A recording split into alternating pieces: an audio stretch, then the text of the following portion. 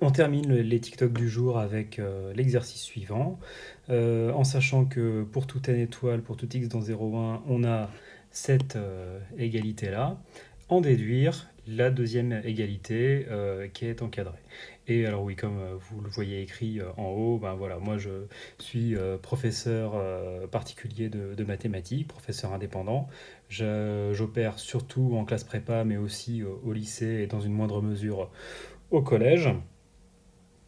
Je suis passé, comme j'ai fait une classe préparatoire économique, bah, j'ai fait une école de commerce et puis je me suis réorienté dans des études de mathématiques. Donc si vous avez des questions sur les classes prépa, qu'elles soient commerciales ou scientifiques, les écoles de commerce, les écoles d'ingé, je vais moins connaître, donc je peux moins en parler, ou les études de mathématiques, faire une thèse, ce genre de choses, vous pouvez y aller. Je serais très heureux de vous répondre en commentaire. Maintenant, débutons l'exercice. Alors, bon, c'est pas forcément un exercice facile. On, on a cette égalité en rose et on aimerait pouvoir passer de ce truc-là à ce truc-là. Alors, si on essaye de voir ce qui est commun. Donc, alors, on va avoir ça, c'est commun, à ce truc de gauche. Ensuite, les trucs différents, bah là, on a ça en vert, c'est différent. Donc, on se demande comment est-ce qu'on pourrait passer du premier truc en vert au deuxième truc en vert. Et bah, un peu pareil à droite, sauf qu'à droite c'est encore plus compliqué parce que il y a un changement d'indice. Donc comme ici on allait de 0 à n-1, là on voit qu'on va de 1 à n, donc il va sûrement y avoir un changement d'indice à faire. Bon alors celui-là je vous l'accorde, il n'est pas forcément évident. En fait, on part de l'égalité. Et qu'est-ce que vous voyez dans l'égalité? Ben, vous voyez que vous avez que des fonctions qui sont continues. Les fonctions qui a x associent x-1 puissance k-1 et la fonction qui a x associe x puissance k, ces deux fonctions sont continues sur le segment 0,1. C'est des fonctions polynomiales. Donc, comme elles sont continues, eh ben, on va pouvoir les intégrer. Donc, vous écrivez intégrale entre 0 et 1. Et en fait, une fois qu'on a écrit ça, s'il n'y a plus d'exercice, c'est que du calcul. Bon, après, je sais que le calcul, des fois, ça peut être difficile, donc on va le faire de bout en bout. Ce sera donc égal à l'intégrale entre 0 et 1 de k allant de 0 à n-1 x puissance k. Or, vous savez que l'intégrale d'une somme, c'est la somme des intégrales. Donc, vous pouvez faire rentrer l'intégrale dans la somme, dans les deux sommes. Ça vous fait somme pour k allant de 1 à n de 0 à 1. Alors, le k parmi n, on va intégrer évidemment par rapport à x. Hein, voilà. Alors, désolé si vous entendez le mec qui démarre sa moto dans la rue.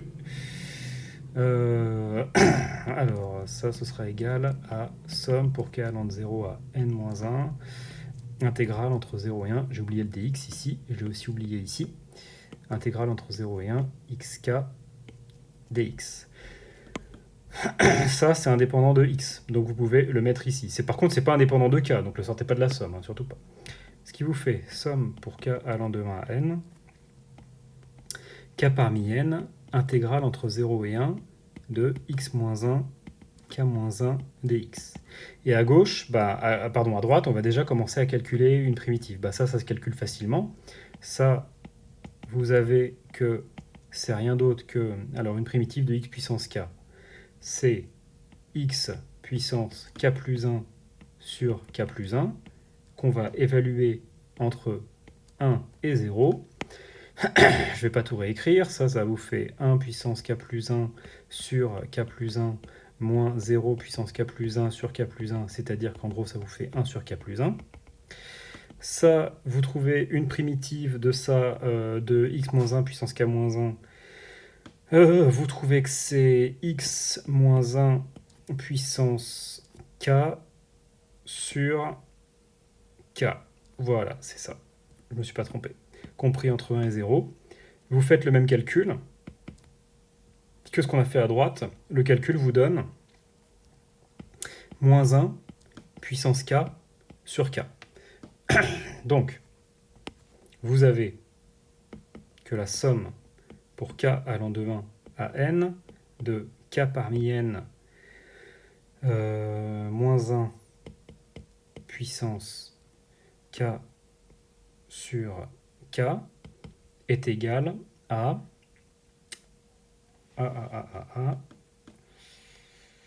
la somme pour k allant de 0 à n-1 de 1 sur k plus 1. Alors, où est-ce qu'il y a un problème? Non, ok, voilà, j'avais bien vu le problème, il me manquait un moins.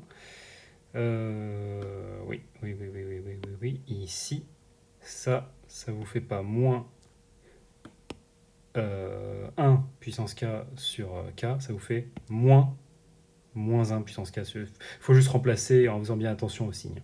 Et vous remarquez directement que donc ça vous fait du coup moins 1 puissance k plus 1 sur k.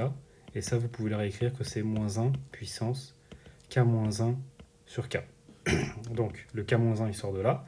Ensuite ici on va faire un changement d'indice. Bah oui, si vous développez cette somme, vous avez quoi? Vous avez 1 sur 1 plus 1 sur 2, etc. jusqu'à 1 sur n-1 plus 1, c'est-à-dire 1 sur n.